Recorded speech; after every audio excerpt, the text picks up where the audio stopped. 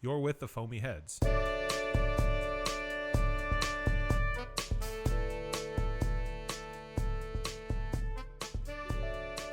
thought that was the butterfly bottle opener.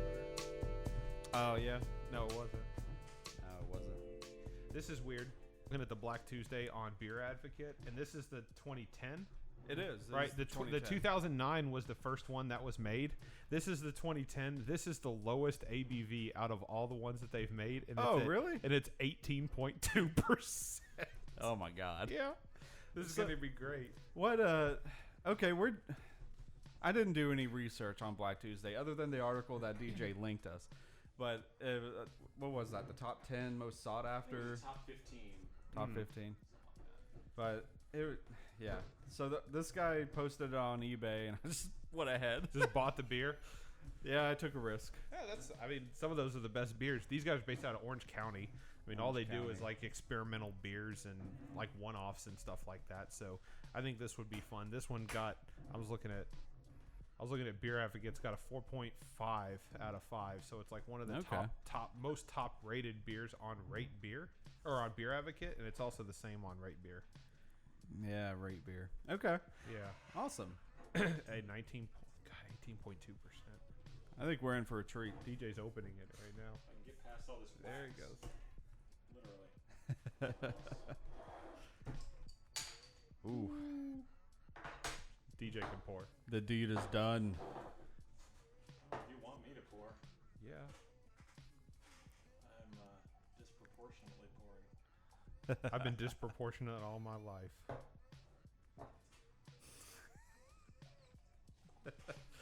Sorry. I really in want my head. I want to try 18.2% stout, imperial stout hear that. for 2010 vintage from Black Tuesday. I'm excited to try this. I know nothing about this beer other than it's a barrel-aged stout. I know only what I read from the list, and that I had a slight give and take on eBay on the make your offer on it. So What'd you end up getting it for? I was 65 with shipping. $65? Yeah. Okay. So it turned out good in my opinion. So I can smell it from here. DJ's at the other end of the table, and I can smell it. Oh, okay. Woo!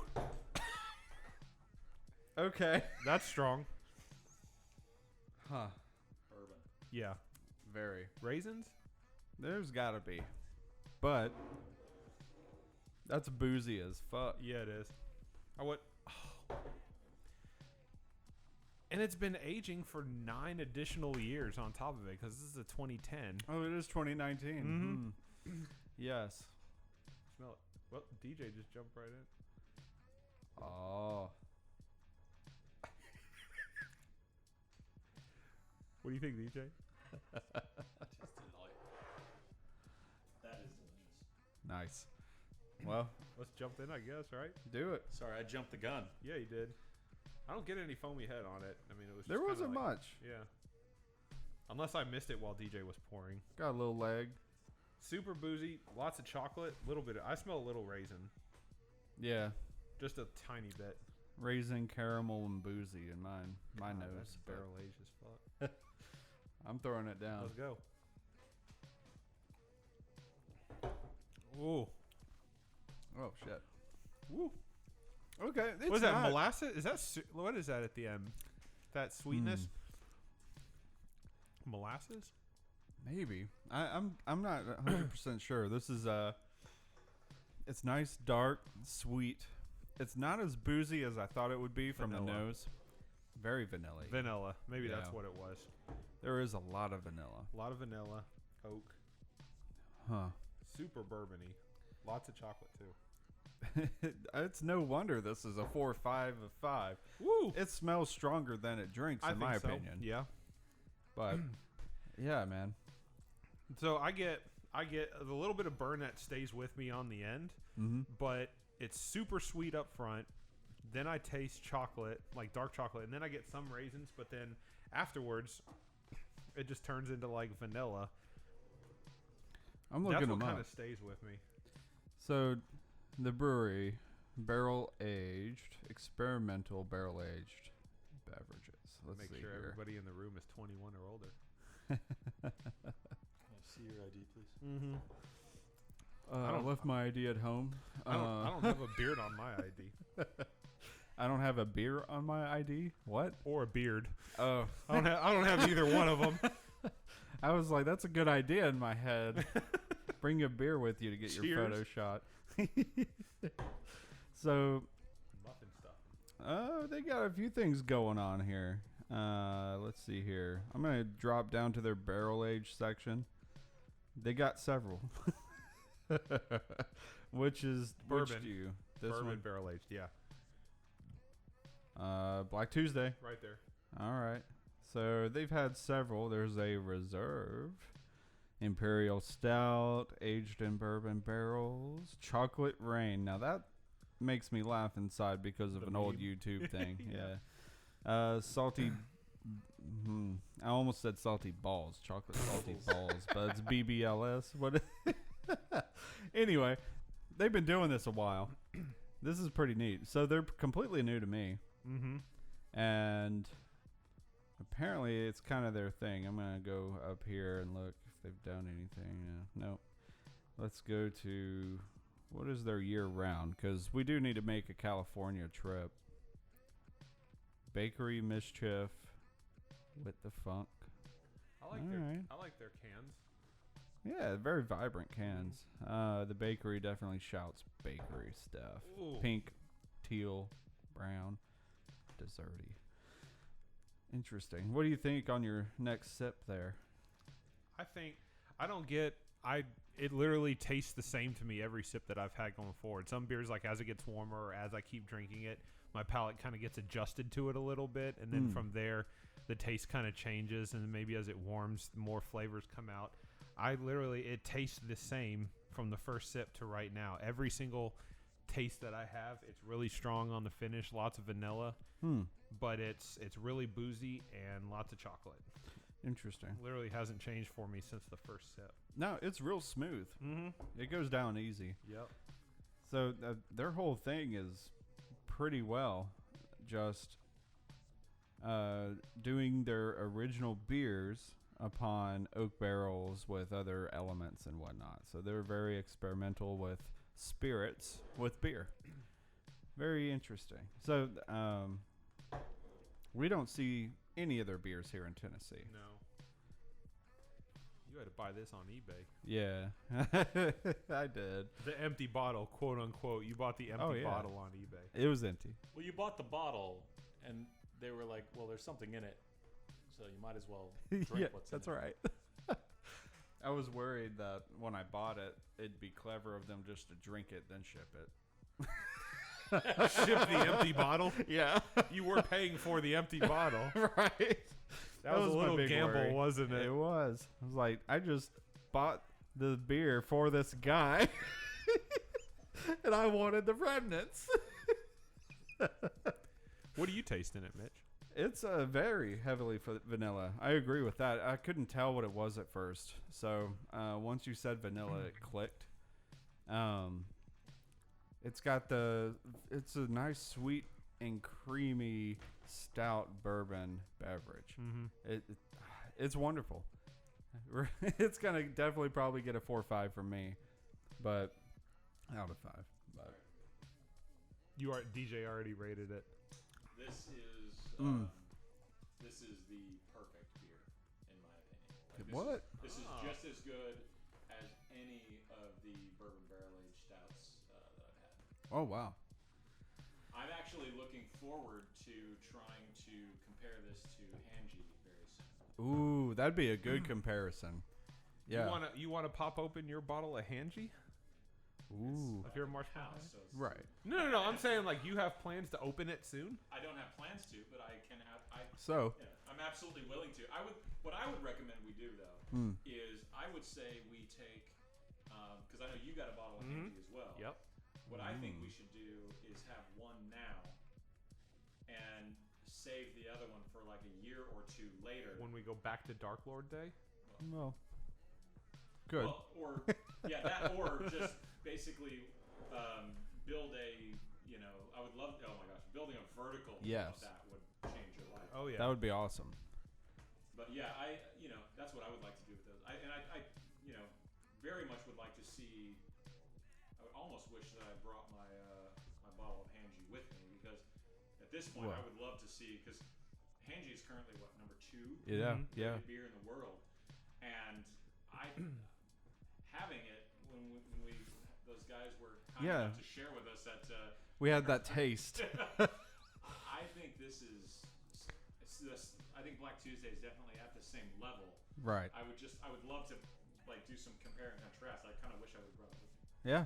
Well, there's several more Black Tuesdays that we could get our hands on, so we'll try to make a comparison happen. And I mean, Marshmallow Hanji is 15%, so it's not as stout, but it's kind of in the same playground as this one. So it'd be interesting to try these two back to back and see what the taste difference is. And they specifically added vanilla beans to Hanji for this year's release. That's what it always has. Oh, okay. It's bourbon and the Marshmallow Hanji. Yeah, bourbon and vanilla beans. And so I'll be very interested to see the difference between something that specifically has vanilla beans in it and this one, which has vanilla taste, which comes from the bourbon barrels. But I think it could be an interesting compare and contrast. Yeah, I'm very curious about it. I'm trying to remember my taste of Marshmallow Hanji. I know it was delicious, but I can't remember. It is bourbon barrel and vanilla, nothing else. Yeah, that's it. Okay. And this one's this one doesn't mention anything about an additive like something like vanilla beans or something like that.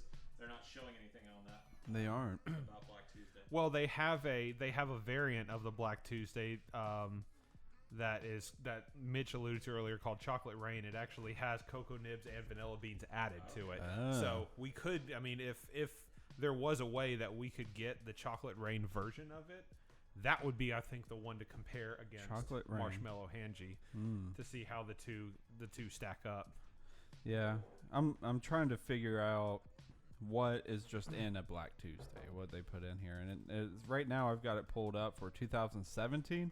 Vanilla, caramel, dark chocolate, singed oak, to name a few. Singed oak? Singed oak. Flavors, but not necessarily the ingredients. Right. This is all they're giving us.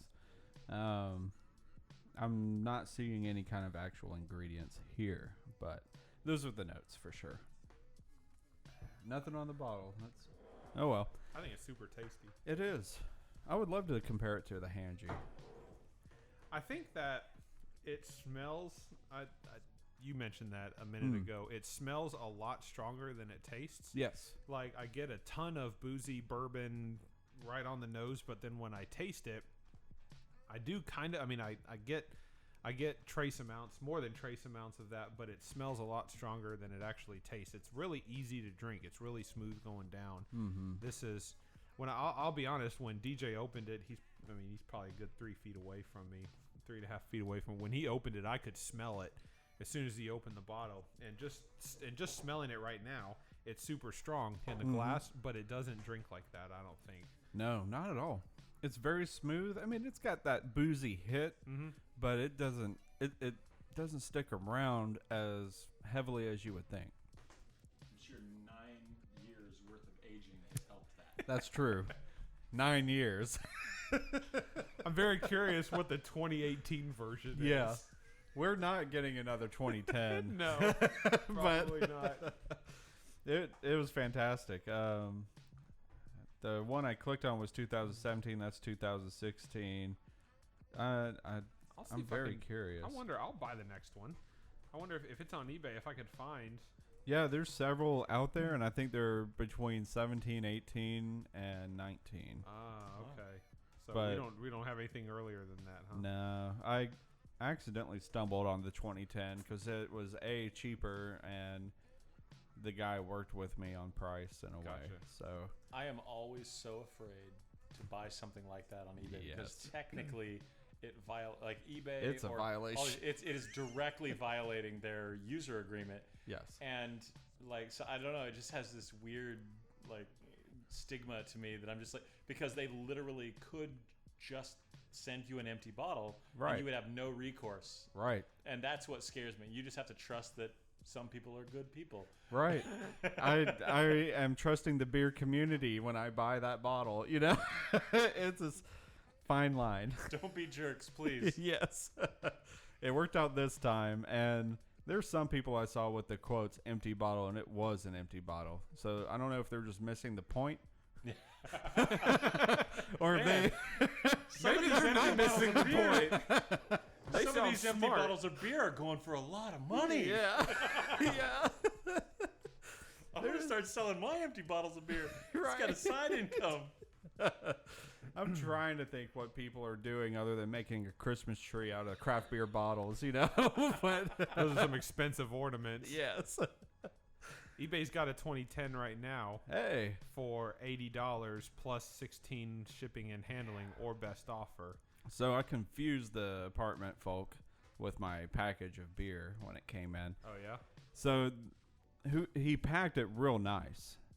It was a I can't explain exactly what it is, but it was like if you had ordered a part to replace one of your appliances at home, like it was a alternator or something, he put the beer bottle between the two molded pieces of that very solid whatever, and it kept it in place. And then he put a handful of rice in the box, which if it had broken, the rice wouldn't have helped, but I like the thought. I appreciate it. That would have been some But it would tasty need rice. a lot more rice. If not any at all. You Put that can't shit in the microwave, man. Have yourself a good meal. Right. Bourbon barrel aged rice. So the package came, and when you tilted it, you could just hear like, and they're like, "We don't know what this is. What did you get?" I'm like, "It's none of your business." A, B, I don't remember. But yeah, I didn't know what I had that day, and that was the treat, and it was still sealed. So, very glad for that. But I think it's super tasty. yeah, this was awesome. Good and find. kudos to DJ for sending that list. I would not have known about this without that list. Every once in a while, DJ will admit to this. Every once in a while, DJ has a good idea. I try. Man, We need to try more from these guys. we do. I have no clue where, other than online, that we could source their beers. So Other than travel. yeah, Yeah. or they could come over to Tennessee. This one. They're not going to come over to Tennessee. We're going to No. have to come there. I know. Wishful thinking. Yeah. But they got all sorts of stuff going on. They've got rye barrel aged, tequila barrel aged. I don't know if I Yeah. can do a tequila barrel aged beer. I appreciate the concept, and I like the fact that they're doing all kinds of different barrel aged beers: bourbon, rum, rye barrel. I want to try the rum barrel aged beers that they have. I just can't. No. I just don't know if tequila would be my. Because there's such a negative connotation. There Everyone is? who's ever drank tequila, there's always like this bad, oh my gosh, I can't drink tequila. I can't do tequila anymore. There's always that mental block from Yeah. that one night Right. where you had too much tequila, and there's nothing you can do about it now. And You these ruined guys tequila go, forever. "Hey, let's Yeah. barrel age some beer in those barrels." I got an idea. Hey, tequila. Let's bring some really negative memories into Right. this beer. Yes. That's DJ their dark series. So DJ rated this a 5. To him, this Oh, is the very nice. I just This looked at it is as on my, tap. I apparently have a type, and that is it. Man, it is damn delicious. Mhm. Now, I could not drink this every day, right? No. This is a sipper. It this is. something you take your time with. If I'm interested in relaxing by the pool and in the heat, no, this is not Right. the one. No. Not the beer. But oh my gosh, this makes me want to just sit by a campfire so bad Oh, right that'd now. be so good. Campfire, fireplace. I don't know. The campfire would be perfect. Oh, I could easily smoke a dark chocolate, like a Maduro, Mm-hmm. super dark, kind of semi-sweet cigar is one coming to mind? with this. Yeah. So Tabernacle. a tabernacle would be a great one. They're a little spicy. I mean, They are. they're a little strong. So Rocky Patel makes one of their cigars. They call it the Decade. It was their 10-year anniversary cigar, and it was super chocolatey and really dark. I think that would go well with this. Yeah. Another one that comes to mind would be the Christoph Maduro. It's a very very super dark I haven't had that very oily cigar. I think that would go really well with it. I mean, it's super shiny and super dark when you look at it. And then lastly, I think one that would taste really well with this Drew Estates Liga Privada. They make a T52, which is kind of like a spicy Habano wrapper cigar, but they also make a number 9 variant, and it's wrapped with Maduro instead of a Habano wrapper. Interesting. And so it kind of gives it more of that sweet chocolate, dark, bitter chocolate taste rather than the spiciness with it. I think that cigar would go really well. That would be my choice, actually. That'd be great. The Liga Privada number 9 would be perfect with this type of beer. And then throw in some Thunderbird wings for that spiciness, along with all this smooth. We need to go. We need to talk to Trace. Yeah, we do. We need to get some Thunderbird wings. That'll be good. Well, I'm about tapped out and ready to move on. Yeah. We're headed somewhere else, aren't we? Yeah. We got.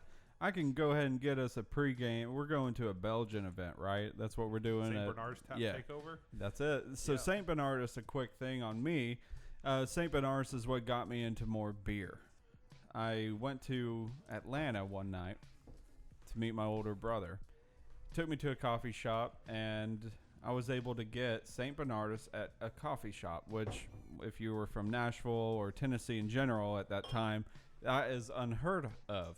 And if you're not well traveled, that is unheard of. So I was ecstatic about having a stout, and I've never really ventured into stouts or heavy beers, dark beers, whatever. So I ordered one, got it with a Americano style coffee as well, because I think it was like 11 o'clock at this point. It was a late night shop, and that thing was the best beer I'd ever had. And I was curious about what else was out there, and eventually it led me into more Belgians, but ultimately craft beer. And there my venture started from wheat beer and on, and it was interesting. So St. Bernard's has a little special place in my heart. And the tap takeover, I'm curious about what they put on there. They didn't explain anything on the event other than St. Bernard's. So they've got several wit beers. They've got their Abbott 12, which is the one I had. And very fruity, dark, and to my memory, tasty. I've got one chilled if we wanted to grab that, drink it, then go. So, and very opposite of what we just had. It is. I had a very similar experience. I started off with, very light wheat beers and such, and I follow a very similar path where it was the Belgian doubles and quads and things like that that really made me want to pursue craft beer. Right. And beer that you just couldn't find here.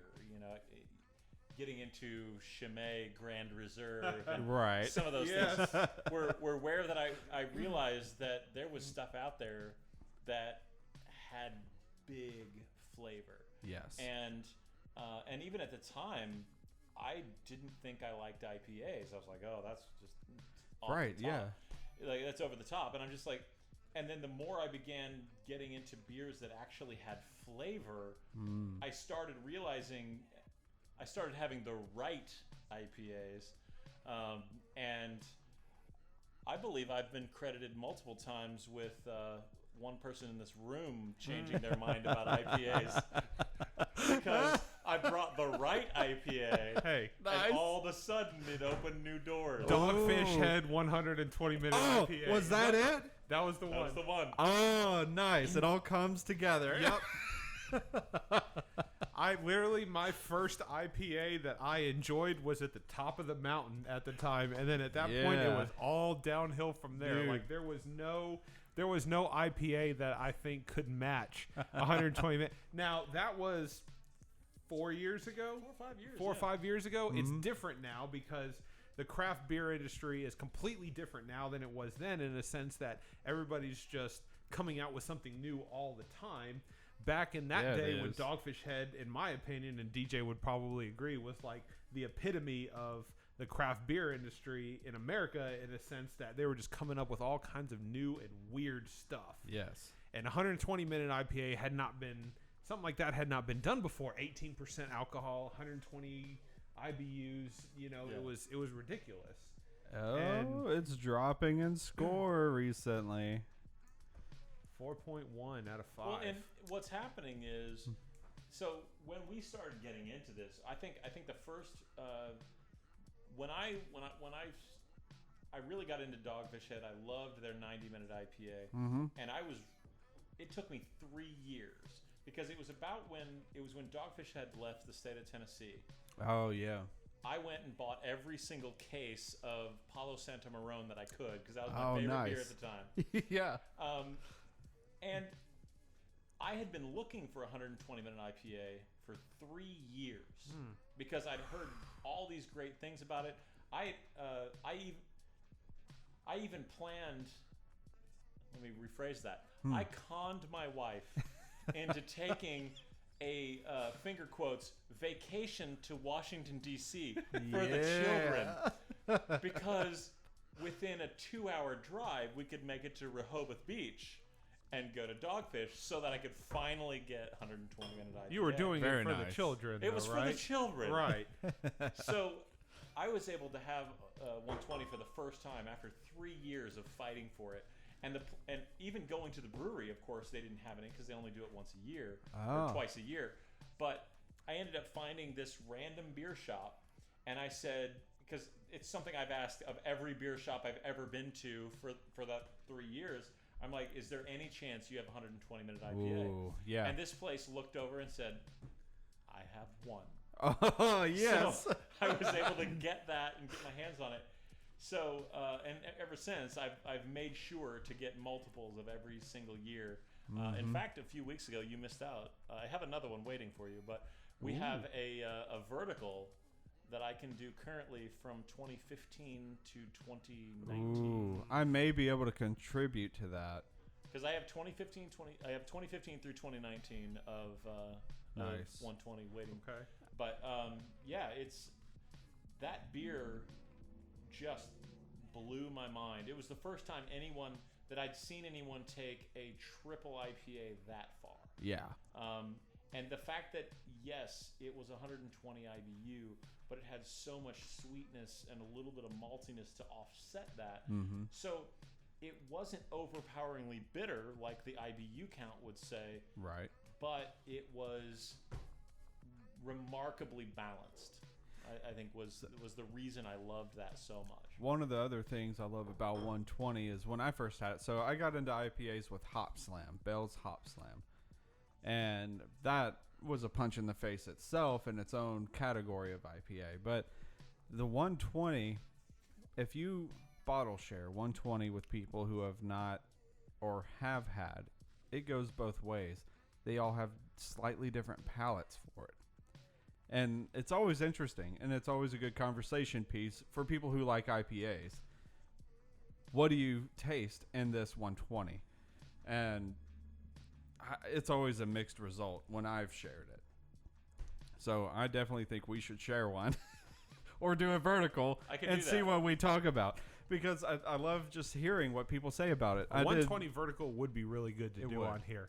Yeah. I would totally be down to just grabbing. What did you say you had? 2015? I have 2015, 2016. Let me rephrase that. They do twice a year. They do. So I have a bottle. I probably have 3 bottles from each nice. release of every single year. Very nice. So I have some make that from a couple of different years, so I could replenish I do whatever too. we decide to do. So we should check our dates, what bottles we got, and plan a vertical. I'm That'd be into fun. that. I'm into not being able to walk for a Yes. little while. Well, that's what that's going to do. We will stumble our way to our friends Bearded Iris and Southern Chris. A vertical of 18% alcohol That's right. IPAs. Yes. Oh, that'll be a good day. Mm-hmm. I'm surprised to see it. I'm guessing the flashiness of 120 is going down. Well, it is. So, I mean, when was the last time you walked into a beer store and you said, oh, here's a 120-minute IPA. Let me go ahead and pick up a case. DJ did that, I mean, a year ago, a year and a half ago. But, Well, are you going to go, the you gonna go biggest buy thing a was case for now? a while, because when they 3 years ago, you couldn't find a store that would sell you more than 2. Right. Like if you wanted 120, they had 1 case. Yeah. And they would ration it to the nth degree. I had a friend who they literally lied to his face, told him they didn't have any, and then they saw me walk in, and because they knew me and then they knew that I wanted it, they had been saving me a 4-pack, and they didn't save anyone a 4-pack. No. But it was because I'd spent enough money at this liquor store that they were like, okay, this guy's a sucker for buying $10 bottle beers. You were in, man. They knew they had your money. Literally an hour before, they lied to a friend of mine and told him to his face they didn't have any. Man. And I think it's also because Dogfish Head is more than double the size of their capacity at the brewery. Mm-hmm. So now, because that's why they left the state of Tennessee, because they felt they couldn't get enough beer to make people happy. Not at the quality that they were brewing. Right. Exactly. So basically, they left because they couldn't service the states that they were in properly. They couldn't give them enough to make them happy. And so when 120 came back, it was in mass. Like, I remember, so I think it was 2015, I couldn't get, some places were one bottle only. And we would drive to every single place in town to try to get 4. Yes. And the following year, in 2016, you could do 2 bottles at all the places. That's what I was remembering. But in 2017, these places literally, like even liquor stores that never had it before had 4 or 5 cases. Yeah. So they just literally were out in the open. And since that point, there have been 120-minute IPAs on the shelf of every liquor store you go to now, year round. So it no longer has that forbidden fruit type of feel to it. Right. And I think that's part of why I know I was so enamored with it, because I couldn't get it. I have an entire case of 120-minute IPA at my house right now, but I can tell you, I can count the number of times on one hand that I've been like, I need a 120-minute IPA, because they're so big, they're so heavy. You have to plan that night properly. You really do, or you're not going to make it. Yeah, it's. Oh my God, you get drunk even if you share a bottle. It's heavy. And that's what happened. I shared a bottle with DJ, and I started feeling good after that when I first had 120-minute IPA. And I think that's it's very interesting, especially when you have a typical 12-ounce bottle. You don't realize that 12-ounce bottle, that 12 ounces is going to eat your lunch. But right, it's insane. I think I actually met you for the first time at a Dogfish Tap takeover. Of that beer. And it was the Hop Stop that's no longer here. I still have coupons in my wallet for a free hot dog from that place. I doubt I'm going to get it now. Let's go check. Let's go demand. Let's go pound on the door. Yeah, I have coupons. Yeah. Like, I don't care. Give me a friggin' hot dog. Yeah. I don't care if you're not the same business anymore. Some Urban Outfitters place has moved in, and I'm demanding my free hot dog. It's an accountant's office. Yeah. Yeah. I don't care. You owe me a hot dog. That's right. You are here now. I want hot dog. Yeah. They'll drive you over to Kroger to get rid of you. I don't care as long as I'm not buying it. Ballpark Frank, I'm okay. Do not waste this tree. This coupon was printed right. on. That's cool, man. It's wild. So Richard and I have talked about before with IPAs. This went from stout, bourbon, barrel aged beers. It's weird IPAs, how this conversation took a turn, huh? But they're both 18% beers. Right. They are. Yeah, there you go. There's that. There's the connection. There you go. There's the connection. But both Richard and I have commented on the fact that we got into IPAs through a abrasive front, Hop Slam or 120. Mm. So it's just weird to me how IPAs I didn't get into them by having just a basic India Pale Ale. Why didn't I? And I still don't have an answer to that question, but it'd be an interesting question to give people. I think with me personally, I got, again, as I mentioned, I started with Belgians, specifically doubles. I'm not into that kind of little bit of like tartness that happens in triples and things like that. Right. I've typically been into more of the syrupy, Mm-hmm. you know, a little bit of sweetness to it.